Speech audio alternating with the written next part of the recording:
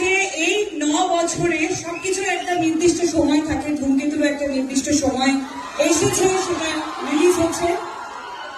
R specially about me and দেব, আমরা দুজনে কখনোই এফোর্ট দিইনি আমাদের জুটিটাকে বাঁচিয়ে রাখার, কিন্তু আমাদের জুটিটা বেঁচে থেকেছে তোমাদের ভালোবাসায়, তোমাদের অনুভূতিতে।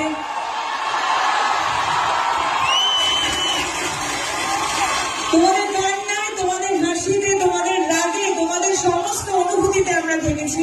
তার জন্য অনেক অনেক অনেক ধন্যবাদ। Thank you. এটার পর একটা কথা বলতেই হয়, আমরা আমাদের জন্মের আগে থেকে দেখেছি, আমার মা বাবার কাছে শুনেছি, আমরা সবাই উত্তম কুমার এবং সুচিত্রা সেনের জুটি নিয়ে কথা বলতাম। ওনারা একসাথে প্রচুর সিনেমা করেছেন।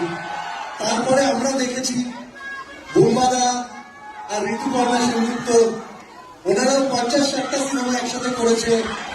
তারপরে এত পপুলার একটা জুটি ওনাদের, তারপরে যদি কোনো জুটি থাকে, আর সেটার জন্য এত উন্মাদনা তো আমরা দেখিনি কারোর জন্য,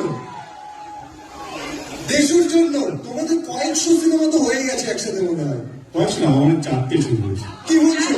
4টে না 5টা? আমি জাস্ট দেখছিলাম তোমার মনে আছে কিনা।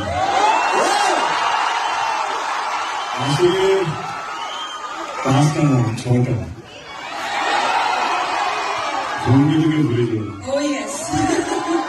তুমি যেখানে থাকো, যত বড়ই হও না কেন,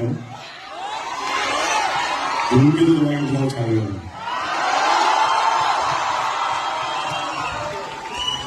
এবার প্লিজ তোমরা বসো। আমার কোন প্রোফাইল লেফট ও রাইট? সবটা সাইড। রাইট।